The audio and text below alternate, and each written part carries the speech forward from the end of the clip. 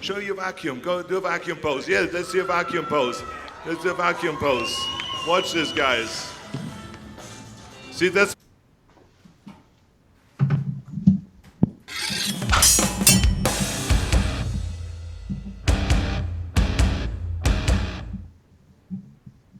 RX Television on RxMuscle.com. This is Iron Debate, the show where we settle the score. I'm your host, Sadiq Faruqi. Glad you can join us. If you're watching us for the first time, hit the subscribe button below. And if you like what you see on this video, hit the like button.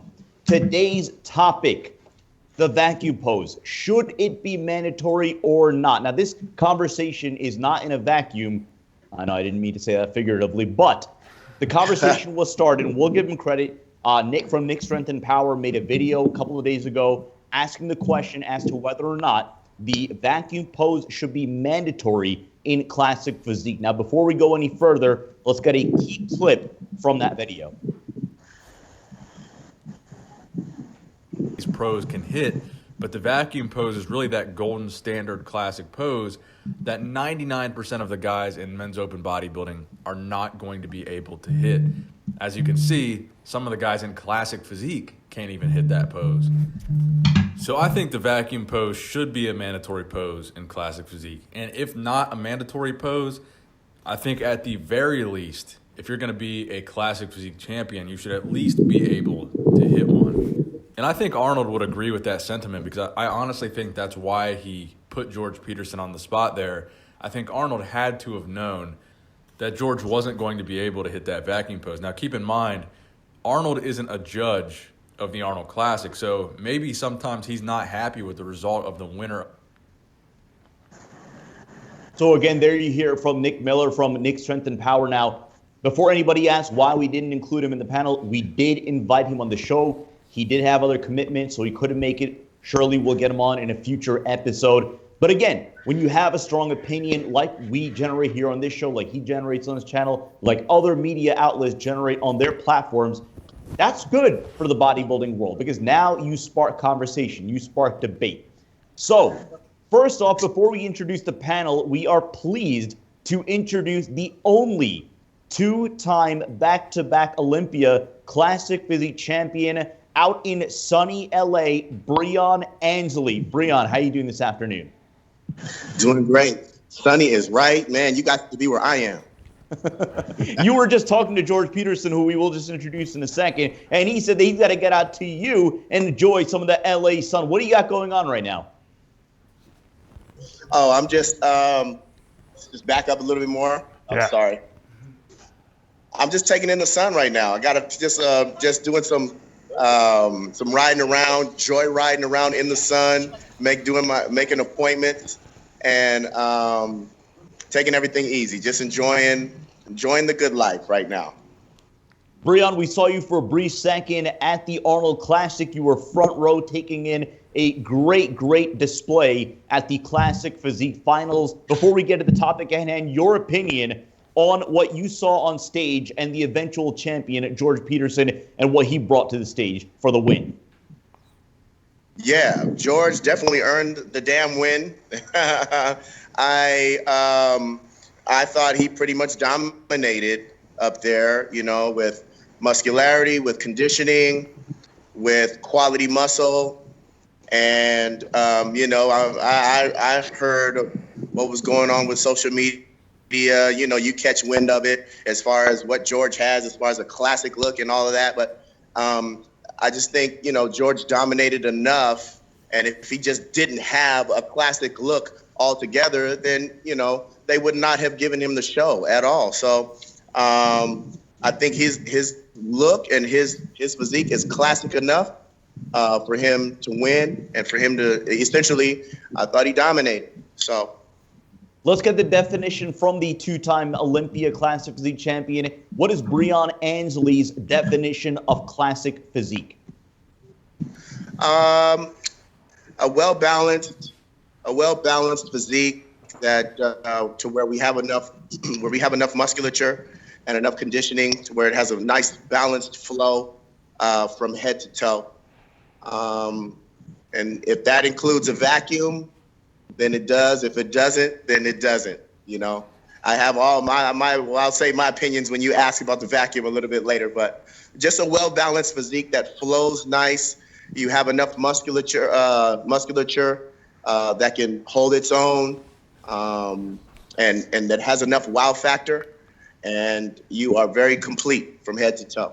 The big comparison that we kept hearing about, for obvious reasons, the first place and second place between George Peterson and Steve Lorius. George Peterson in particular, what is it about George Peterson that defines him as classic physique in your opinion? Well, just what I just said. I mean, George is balanced. He really doesn't have any gaps in his physique. Yeah, we might think that we, have some gaps ourselves, but to the judges, those 7 experts that are up there, there's not any more gaps than anybody else up there. He has a less amount of gaps, and so he's complete. He has enough musculature for sure that I think can hold its own in a 212 division or even an open. Maybe with another, I like to say another maybe 5, 6, 7, 8 pounds of lean muscle. And he's complete from head to toe, very well conditioned and nice, and he has great separation from one muscle to the next. In your opinion, does the vacuum pose belong as a mandatory pose for classic physique? Hell no. Elaborate. In my opinion. Well, I think to put the story to rest and to put the debate to rest, the vacuum pose wasn't even a mandatory pose when it was created in the golden age. So why would it be a mandatory pose now? It looks great. Yeah, it looks great in certain cases. But I also think that guys hide behind the vacuum when they don't have deep separated abs. Right. And also, when they do, when the judges ask for an ab and thigh pose and they do a vacuum and thigh pose, it's crazy.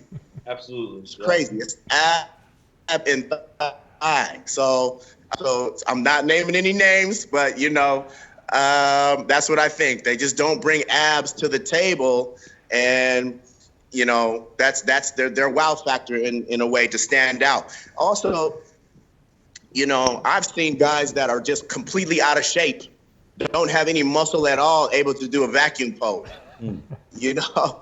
So come on now. Anybody can do a vacuum pose, man. Before I bring in Dave Palumbo to ask you a final question, is there anything that you would change about the onstage presentation, any of the poses, or anything in prejudging as it relates to classic physique where it stands now?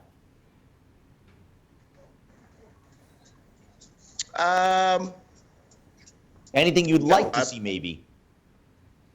Yeah, no, I pretty much think it's set, and I pretty much think it's where you can see everything with all the poses that we have now, and that's enough, and that's classic enough, and I think we are complete as far as what all the mandatories are as it's set right now. I'm not sure. Now, forgive me, guys. The posing round is judged, yes. And finals, George? What was the question? Just for the Arnold, I think. Yeah, for the Arnold. The posing round judged at the finals, is it? Yes, at the Arnold. Yes. Okay. Oh, just at the Arnold, not at Olympia. Not at the Olympia, no. We didn't compare. Okay. No. That's what I would change. I would have that round be judged. Yes. And be counted. Dave Palumbo, you want to jump in and ask the 2-time Classic Physique Olympia champion a question?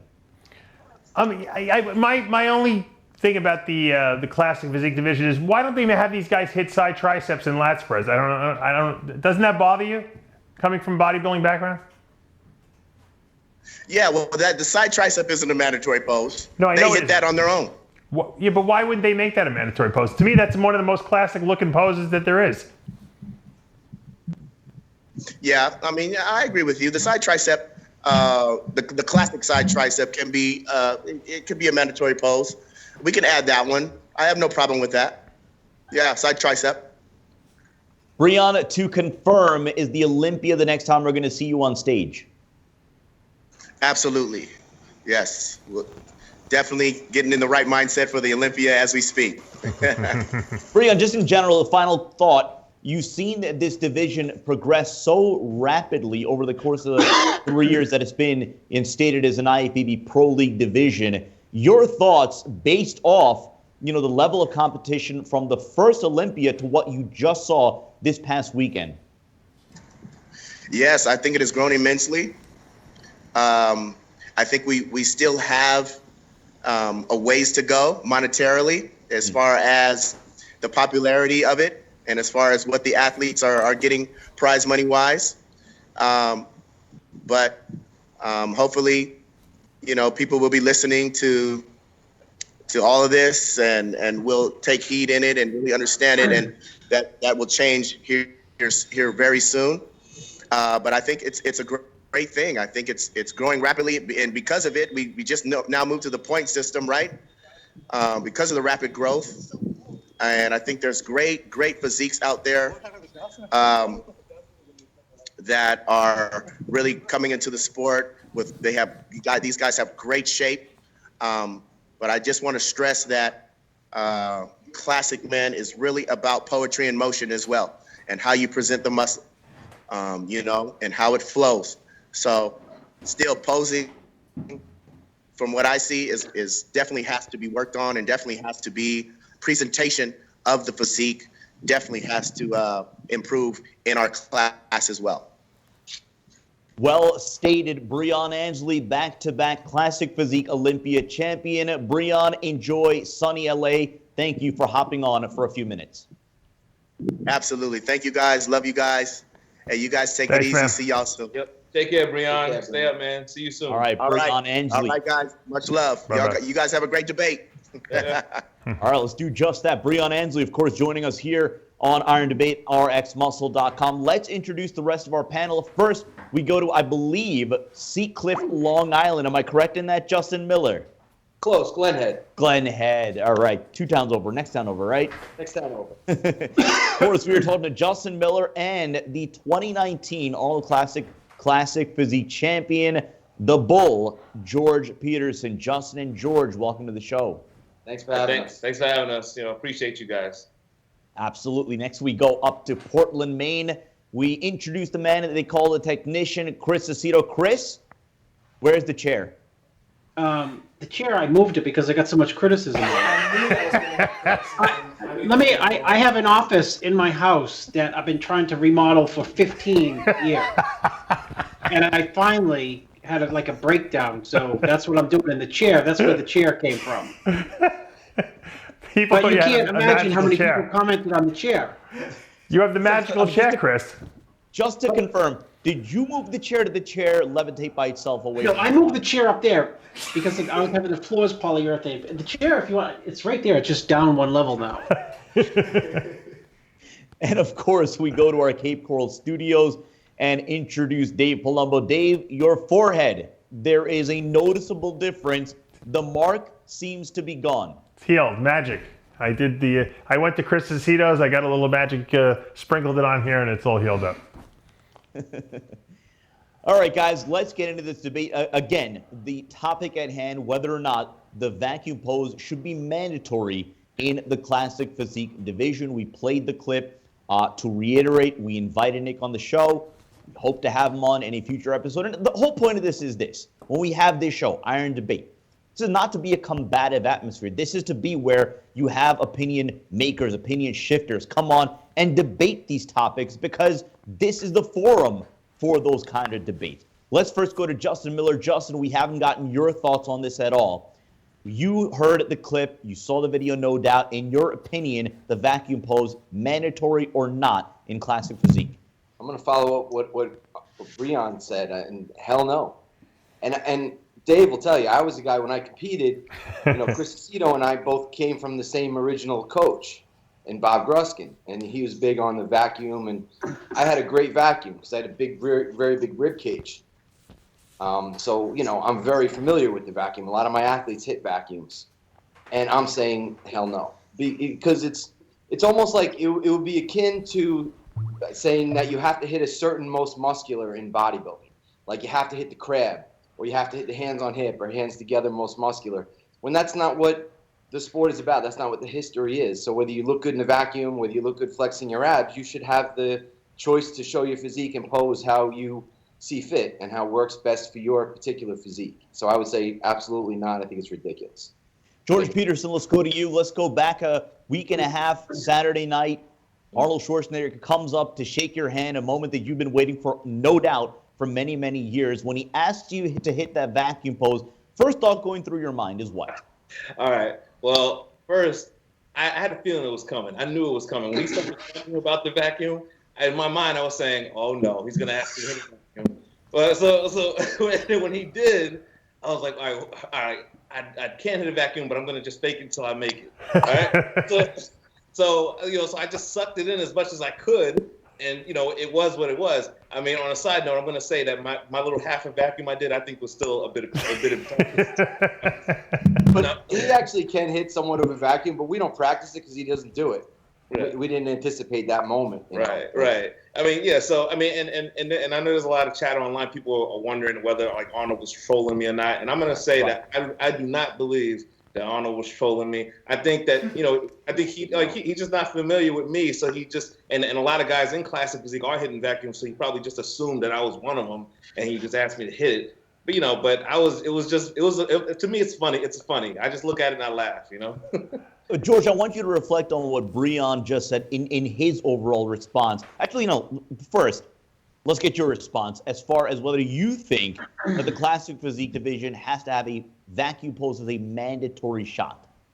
Absolutely not. Absolutely not. I think that's totally ridiculous because, I mean, first off, I mean, how would that even sound when they're calling out the poses, like front of a bicep, back of a bicep, hit a vacuum? Like it's like how is that going to even? I mean, it just sounds ridiculous when you think about it. Just like Justin said, I mean, I feel like if you're a person who can hit a vacuum to enhance your physique, then by all means do that. If you're a person who has great ab insertions and everything, then use that to display your physique. I mean, personally, and a lot of people feel the same way. I feel like the best Classic Physique athlete ever is 93 Flex Wheeler, and he never hit a vacuum, and his physique didn't need a vacuum. So, why does it have to be mandatory all of a sudden for Classic Physique guys to hit a vacuum?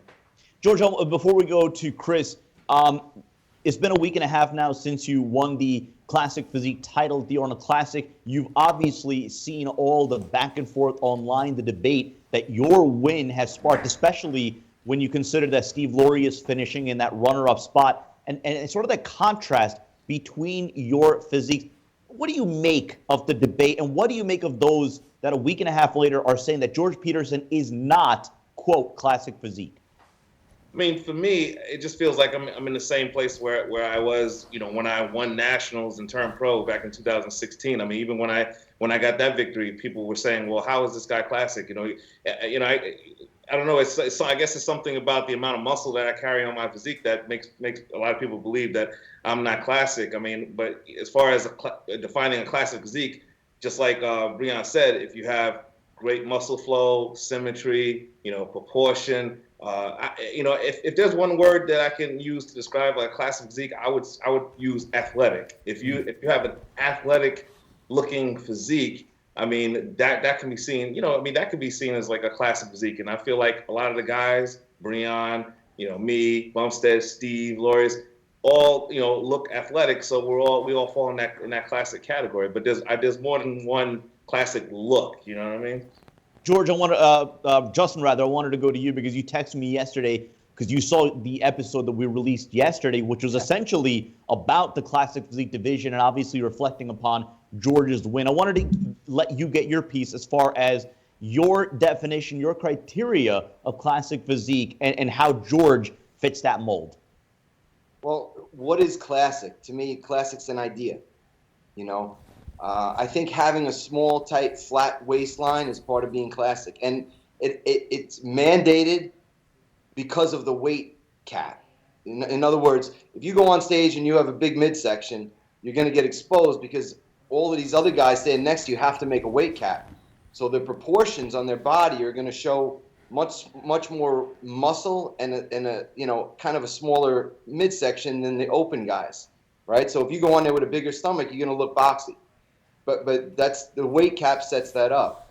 As far as what is classic, I think it's so many different things. Like George just said, I think the ultimate classic physique, if you're going by height weight guideline, who could have just made that cap, I would say 1993 Flex Wheeler. It's the best physique. As great as Arnold was and Frank Zane were and all of these guys, they were awesome. They were the best of their era, right? They were the best in the world at the time. If you put Flex Wheeler in a time machine and dropped him off in the 1970s and put him on stage, he'd murder all those guys. It wouldn't even be close. But he's classic, just like they are. Just like you can make the argument that, Franco Colombo is classic. I don't know if he would have made the weight limit or not, but he was classic. Samir Benout, Chris Dickerson, Muhammad McAway, Serge Nubret, Lee Labrada, maybe even a young pro in Sean Ray. So all of these guys were classic, right? Bob Parrish, you can go on. And they all have different looks. So I think to say that, well, someone has to hit a vacuum to be classic, it's kind of ridiculous. It doesn't really make sense. Let's go to Chris Aceto. Chris, in your opinion, again, you having worked with so many classic physique athletes, in your opinion, the vacuum pose, mandatory or not? It's like a stupid topic, and Justin, who has the second best vacuum to me, as students of Bob Gruskin. I actually, just as he said that, now I know Justin's name because Bob used to say, you got the best vacuum. Justin's got one too. And I was like, who's Justin? That's a true story, Dave. That's great. I would add to that Bob Paris, because that was a name that was left out. That is probably the epitome, the reincarnation of Steve Reeves, the original classic guy. And Bob Paris, the top 7 guy at the Mr. Olympia. He didn't have a vacuum. And, of course, all the others mentioned, and I would argue that Samir Benout, in his 93 Mr. Olympia condition, 83, he would love to have won it again in 93. He was 186 pounds. He would have qualified for Classic. He would have smoked the Classic Olympia this year, and he would have smoked in his condition and detail and artistry and flow. I mean, just genetic, insane flow. Go look at his Instagram page. It's mesmerizing. He would have smoked a lot of guys in the Olympia in the last, 3 to 4 years. So, Cormier, I mean, he was left out. He had a marginal vacuum.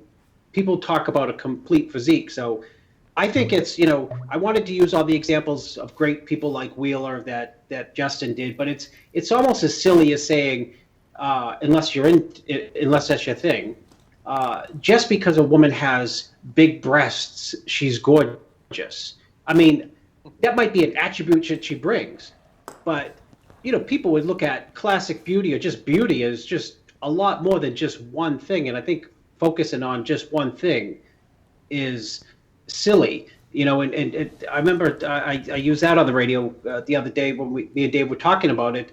I mean, Cedric's a big guy who's, could be qualified as, a big guy with classic lines. And he once told me it's laughable that these kids who pull vacuums think that they're classic. In other words, you can have a big vacuum with just a shitty body.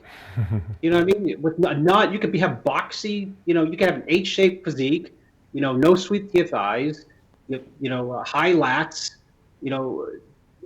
flat triceps with no horseshoe. I mean, people love a horseshoe tricep, right? That's classic. People don't have that much anymore. Round biceps. Instead of having round biceps, short biceps, you could have all those detriments to your physique and have a vacuum, and you're just a kid with a vacuum.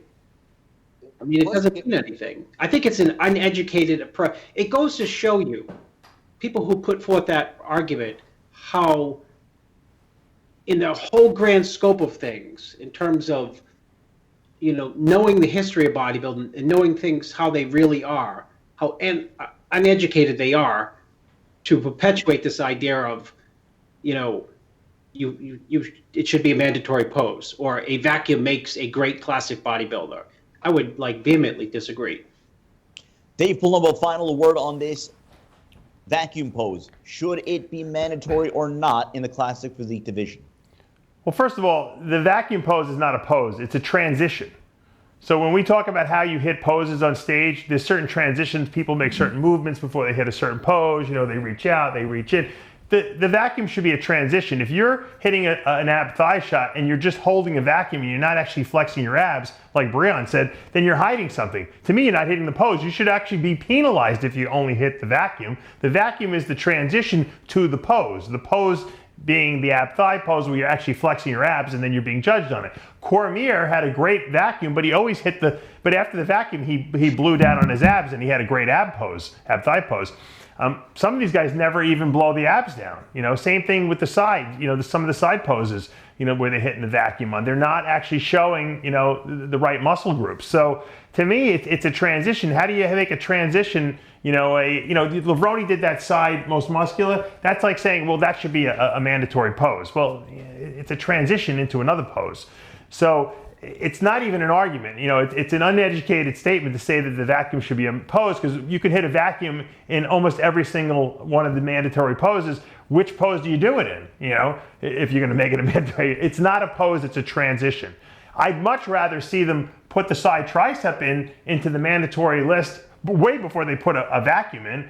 I'd rather see a lat spread from the rear and front be put in, because I don't understand why the bodybuilders shouldn't have to hit those. Those are still poses that you can assess physique development on. And surely the side tricep is a classic looking, shot. So, it's good fodder for debate and argument. And, getting back to what Arnold did to George. Now, I think a lot of people thought that he was, going after George. I agree with George. I think Arnold didn't even know who he was, to be honest with you. And Arnold was just, thought he was going to hit the vacuum pose. But if you remember a couple years ago when Kai Green, controversially narrowly beat Cedric McMillan in the Open Arnold Classic, certainly Arnold threw a dig in to Kai and asked him to hit a vacuum pose. That was, I think, absolutely targeted at the fact that he felt that Cedric should have won that show and that Cedric had, a much prettier physique. I don't think that the same could be applied to George, because I don't think Arnold really knew what was going on in the classic division. But then again, maybe he did. You never know with Arnold. He's got a good sarcastic, sense of humor, and you never know when he's kind of being serious or when he's not. And that's what makes, that's kind of some of his charm comes from. But certainly the mandatory, the vacuum is not a pose at all. George, let me go back to you, because again, it seems to be universal on this panel that the vacuum should not be a mandatory, and I guess if not pose or transition in classic physique. There are going to be a lot of people watching this, who I guess want to consider themselves fans of classic physique and fans of bringing back that classic style of bodybuilding, who will say that the vacuum, even if not a mandatory pose or transition, should be a featured element in classic physique. In your opinion, what is behind that train of thought, that the vacuum really should be a full front and center prominent addition for classic physique? What I'm noticing, it seems like the only people who are really saying this and making a big deal about the whole vacuum are just a bunch of really young kids and their teenagers who think they know everything about bodybuilding, but they really don't. They don't have a clue. And then they throw out this vacuum thing because maybe themselves can do a vacuum, but like Chris Aceto said, they can hit a vacuum, but they don't have anything else. They don't have anything else going for them. So they put so much value on that one thing they can do. So that's the reason why they want to push it so so hard. And you know what the ironic thing about it is that I've had many conversations with regular people who don't know anything about bodybuilding at all. They're not fans of the sport or anything. One of the compliments about this whole classic physique division was they said the physiques are more pleasing looking to the general public, right? But when I show pictures of someone hitting a vacuum compared to someone hitting their abs to a regular person on the street, the regular person on the street always tells me that they really don't care for the way the vacuum looks. They actually say it has like a malnourished look to it. They don't like seeing the rib cage. You know what I mean? So it's kind of ironic that they, people want, they want to make it seem like it's such a great thing, but the general public tends to not like the way it looks. You know what I mean? And could I add something to that? Yeah, I was going to go to you next. what I find interesting, and like George said, it seems like there's like a more of a young contingency, like the guys that are vacuum fans. And the smaller you are, right? The younger, the smaller, the less body mass you have, the easier it is to hit a vacuum.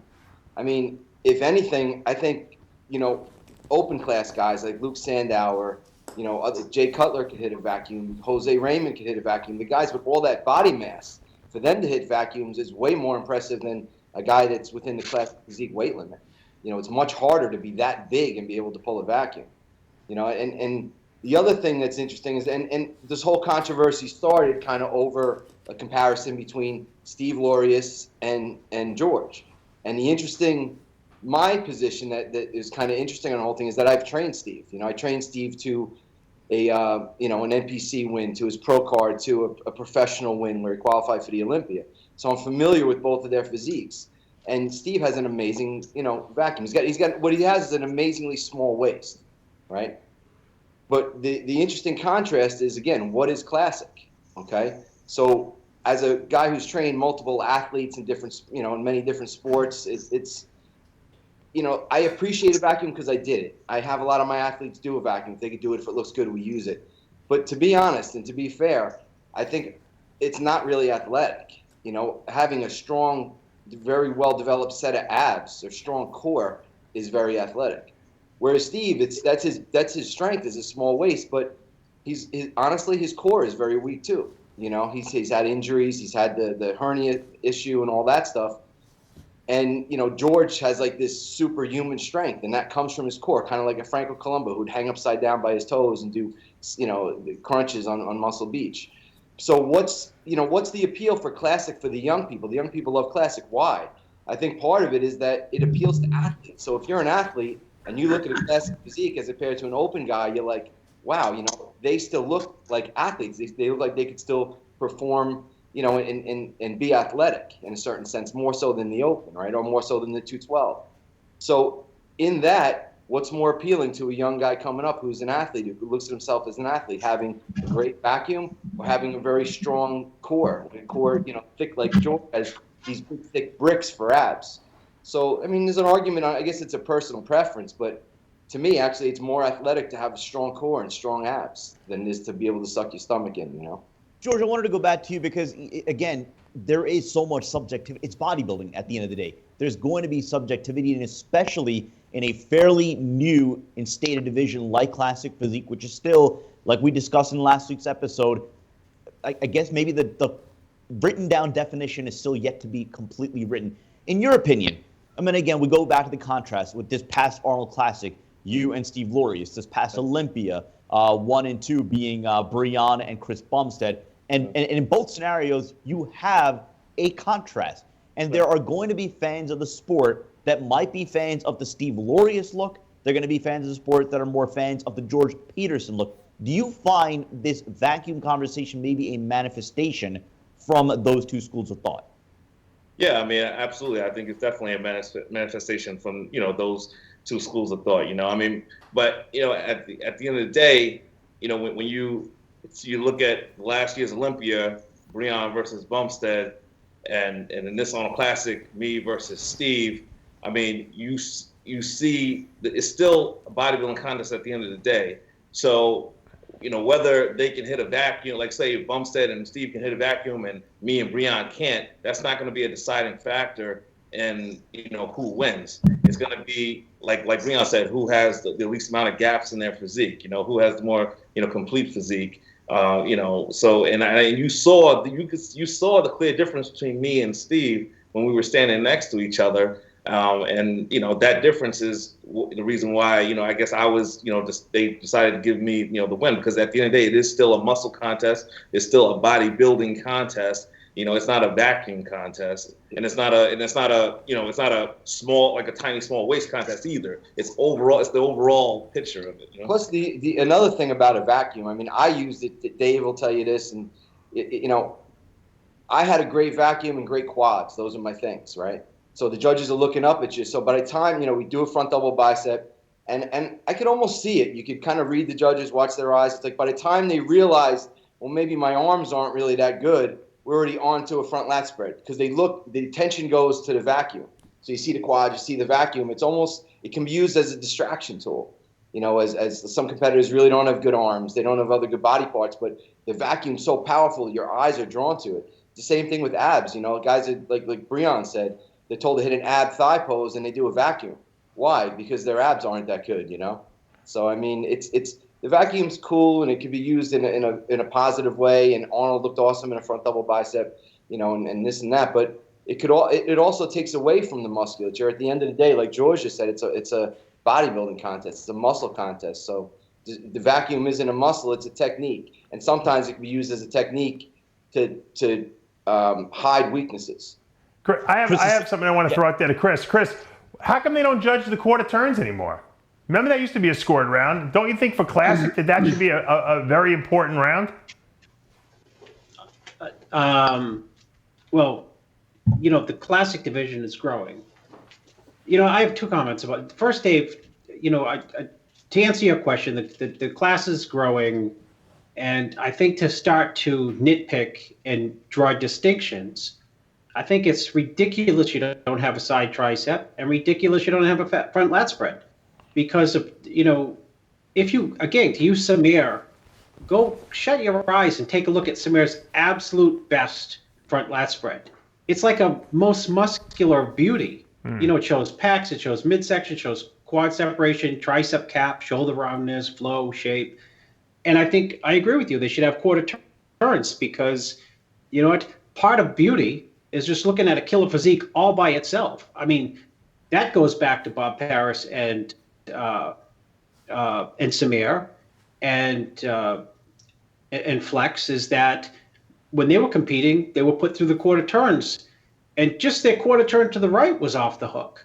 Crazy serratus, separated glutes and hams, cap on the tricep, cap on the rear delt. Justin talks about the vacuum being hidden.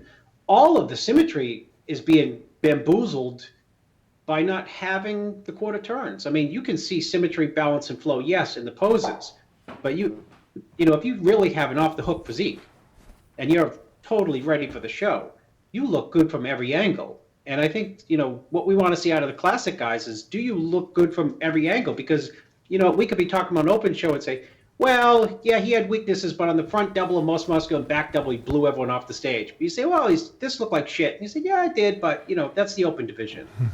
Getting back to the vacuum, though, I think the whole question is a preposterous blowback from Coleman and Phil Heath.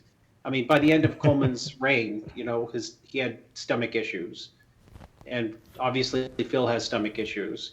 And so I think it's like this weird reaction to you got to have not only no stomach hanging out to be Classic, but you'd be going to pull it, the entire different direction. I mean, it's like an overcompensation for what we've seen in a couple Mr. Olympias. I didn't know you were a psychologist too, Chris. Well, you get me on the right day. Dave Palumbo, let's go to the final word.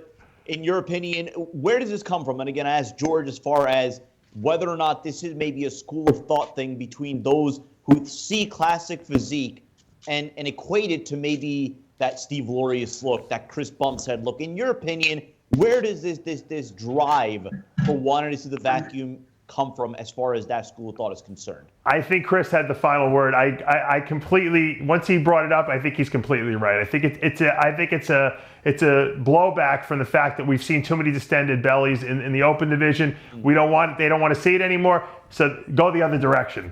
And I think obviously the answer is somewhere in between. And I think George and I think Breon fall in between. And I think the vacuum's a great pose. If you can pull it off and it enhances your physique and hides some of your weaknesses, do it. But it's not a mandatory pose, obviously, case closed.